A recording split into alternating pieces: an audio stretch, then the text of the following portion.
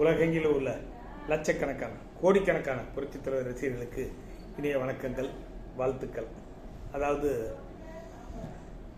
பட்ஜெட்டை பார்த்துட்டு இந்த திருட்டு திமுக என்ன சொல்லுதுன்னா, நாங்கள் கொண்டு வந்த திட்டம் தான், எல்லாமே நாங்கள் கொண்டு வந்த திட்டம் தான், எங்களுடைய நலத்திட்டங்களை இவங்க ஸ்டிக்கர் ஒட்டியிருக்காங்க.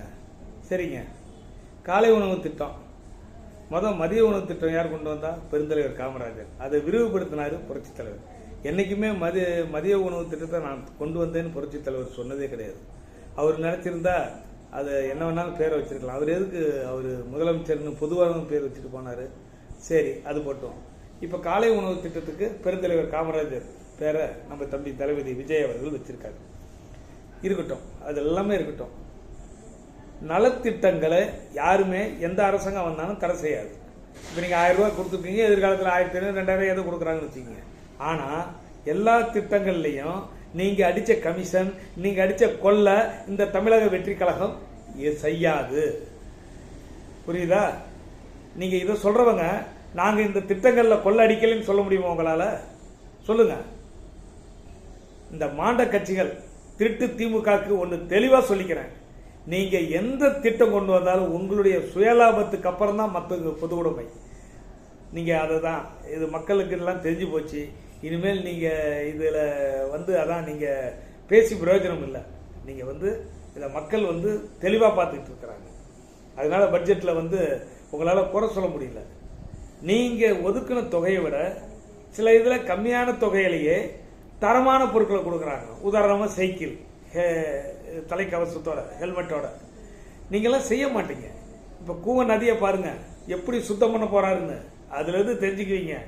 நீங்கெல்லாம் அதான் பேனா, எழுதாத பேனா அதான் இந்த ஒரு வீணா போன ஆள் இருக்கிறாரு, சீமான்னு சொல்லிட்டு இருக்கிறாரு.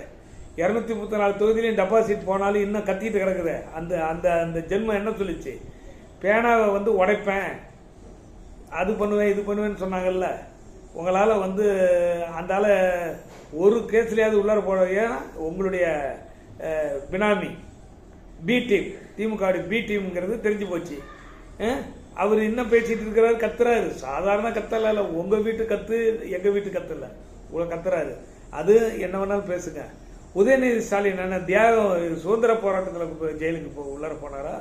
பெண்களை கேலி பண்ணும் விதமாக ஒரு நடிகையை கேவலமா பேசி விமர்சித்ததுனால கைது பண்ணாங்க. இதுல டாட்டா காமிச்சிட்டு போறீங்க, அசிங்கமா இல்லை?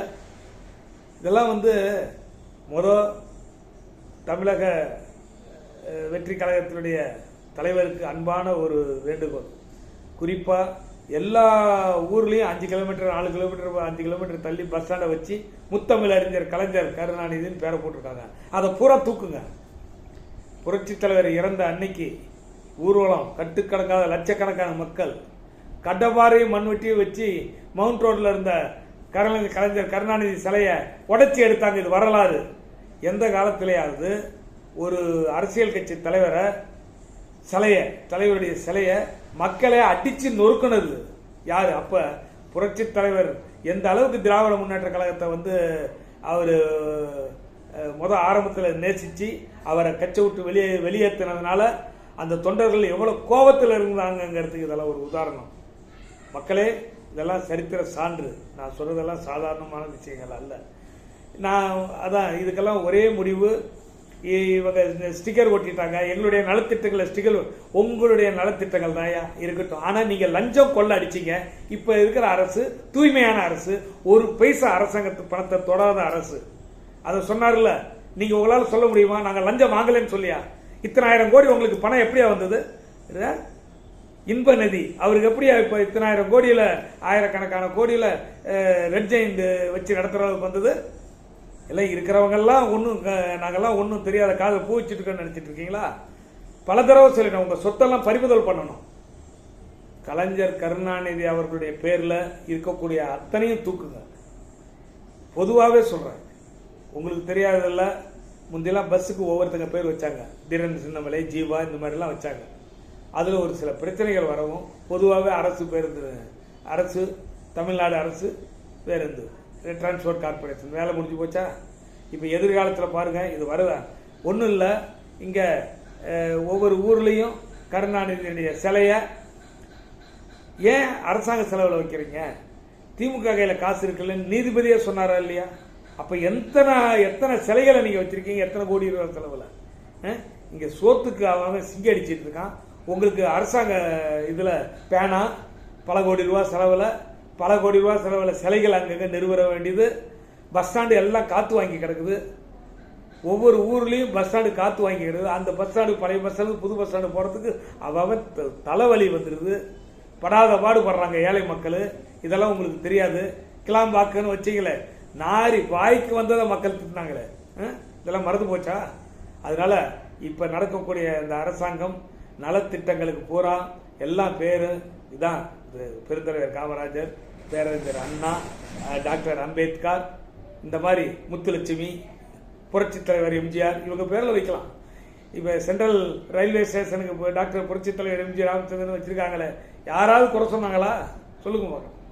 ஒரு தகுதி வேணுங்க. ஒரு சிலை வைக்கிறதுக்கும் அந்த பேரை சொல்றதுக்கு தகுதி வேணும். சர்க்காரிய ஊழல் கமிஷன் அந்த என்ன சொல்லிச்சு? விஞ்ஞான ரீதியா குற்றச்சாட்டு. நம்ம கச்சத்தீவு அதை தாரவாத்தப்ப மௌனியா இருந்தது. இலங்கை தமிழர்கள் லட்சக்கணக்கில் கோடிக்கணக்கில் கொன்று குவிக்கிறப்ப எல்லாம் வேடிக்கை பார்த்துக்கிட்டு சென்ட்ரல் கவர்மெண்ட்ல மந்திரி பதவியாக ஒட்டிக்கிட்டு இங்க தமிழ்நாட்டு முதலமைச்சராக இருந்து அதை வேடிக்கை பார்த்த ஒரு கூட்டம். இதுக்கு மேல இன்னைக்கு உலக பணக்காரர்களே 10-15க்குள்ளார வந்துட்டாங்க. அடிச்ச கொள்ள எல்லாம் நம்ம ரத்தம், நம்ம வேர்வை. அதனால இந்த பொதுவா கலைஞர் பேர்ல இருக்க, கலைஞர் கருணாநிதி அவர்கள் பேர்ல இருக்கிற அத்தனையும் எடுக்கணும்னு தாழ்மையான வேண்டுகோளா பொதுமக்கள் சார்பில் உலகமெங்கு வாழ லட்சக்கணக்கான கோடிக்கணக்கான புரட்சித் தலைவர் ரசிகர்கள் பக்தர்கள் சார்பில் வேண்டுகோளை விடுக்கிறேன். அதனால குறை சொல்ல முடியல. இப்ப இருக்கிற இந்த பட்ஜெட்ல அத்தனையும் வந்துருச்சு. எல்லாத்துக்கும் நல்லது நடக்குது. உங்களால குறை சொல்ல முடியல. அதனால உடனே ஏதோ ஒன்று காவேரிக்கு என்ன திட்டம் கொண்டு வந்தீங்கன்னா உங்களுக்கு எதுக்கே திட்டத்தை வந்து சொல்லணும்? காவேரி திட்டத்தை பற்றி அதை சுப்ரீம் கோர்ட்டில் போட்டாச்சு. அது நடந்து போது எதை மதிக்கிறாங்க? நீங்கள் தான் இது வரைக்கும் ஃபோன் பண்ணி தண்ணி வர வேண்டாம்ல சொன்னீங்க. மண் அள்ளுறதுக்கு உங்களுக்கு சௌரியமா? இப்போ தானே 3 மாதத்துக்கு தடை போட்டிருக்காரு. அடுத்து இன்னொரு 3 மாதத்துக்கு தடை போட்டால் தானா பக்கத்தில் ஸ்டேட்டுக்காரன் அவன் தண்ணி தானே விட்றான். நாங்கள் தண்ணி கொடுத்துட்றாங்க, நீங்கள் எங்களுக்கு கொடுக்க வேண்டிய மின்சாரம் அது இதெல்லாம் கொடுறாங்க. இனிமேல் அப்படி தான், வேறு வழி இல்லை. நீ உன்னுடைய பொருளை நீ தடுத்து நிறுத்தினா நாங்கள் எங்களுடைய பொருளை தடுத்து நிறுத்த வேண்டிய நிலைமை வருது. எங்களுக்கு தேவை மக்களின் நலன். மக்கள் நல்லா இருக்கணும். இங்க தண்ணி குடிக்கிறதுக்கு தண்ணி இல்லாம கஷ்டப்படுறோம். அங்க அத்தனை டிஎம்சி தண்ணியை வச்சுட்டு சும்மா வச்சுட்டு இருக்கிறாங்க. இது கெட்ட பொல்லாப்பு பிரச்சனை வருது. அதனால உலக மக்களே இதெல்லாம் பார்த்துட்டு இருக்கீங்க. இது குறிப்பா தமிழ்நாட்டை பொறுத்த வரைக்கும் இன்றைய பட்ஜெட் அற்புதமான முறையில், சிறப்பான முறையில் மக்களுக்கு இன்னும் பல பயன்கள் எல்லாம் இருக்க போது. குறிப்பாக நான் சொன்ன மாதிரி சென்னையை அழகுபடுத்த போறாங்க. கூவம் நதியெல்லாம் கண்டிப்பா நீட்டா இருக்கும். ஏன்னா இவங்க லஞ்சம் வாங்கறது இல்லை, பார்ட்டி ஃபண்ட் வாங்குறது இல்லை. ஒரு மந்திரினா பாருங்க, உடனே மந்திரிக்கு பேச தெரியல. எதுக்கே பேசணும்? சட்டசபையில் மந்திரிங்க வந்து 2 மணி நேரம் படிக்கிறாங்க. அவங்க அவங்க உடனே அவங்க ஏற்றத்தாழ்வோட படிக்கல. அது சரத்தை பாரியா, இலையில ஓட்டை என்னது, நல்ல பொருள், நல்ல சாப்பிட்றதுக்கு நல்ல சாப்பாடு கொடுக்குறாங்க. அது ஒரு இடம் ஓட்டை அங்கே இருக்கு இங்கே இருக்குன்னு முதல்ல ஓட்டை என்னாதீங்க. உங்களை தான் பந்திக்கே அழைக்கலையே. பந்திக்கே அழைக்கல, நீங்கள் எதுக்கு இலையில ஓட்டை என்றீங்க?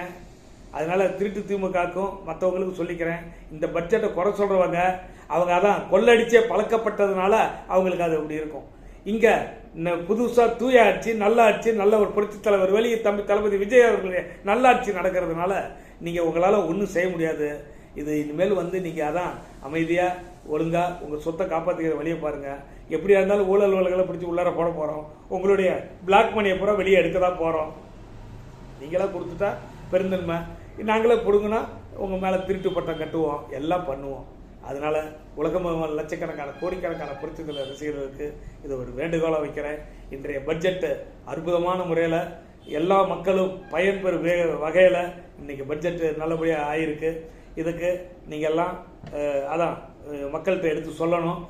குறிப்பாக நான் நேற்றைய பதிவில் போட்ட மாதிரி இன்றைய குழந்தைகளுக்கு குறிப்பாக 6ஆம் கிளாஸ்லேருந்து 10ஆம் கிளாஸ் வரைக்கும் சிலம்பு பயிற்சி, அவங்களுக்கு அடிப்படையில் அவங்களுக்கு நல்லா உடம்பு வளைஞ்சு நல்ல உடம்புல இருக்க அத்தனை நரம்பு வேலை செய்யக்கூடியது சிலம்பு பயிற்சி, பரதநாட்டியம்.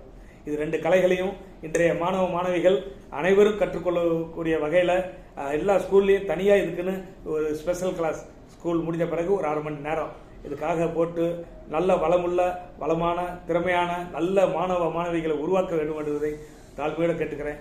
புரட்சித் தலைவர் வழியில் தளபதி விஜய் நல்ல ஆட்சி பல்லாண்டு வாழ்க. புரட்சித் தலைவர் வழியில் புதிய சமதர்ம சமுதாயம் படைப்போம். இயன்றவரை செய்வோம் ஏழை எளிய மக்கள். புரட்சித் தலைவர் நாமும் வாழ்க. வணக்கம்.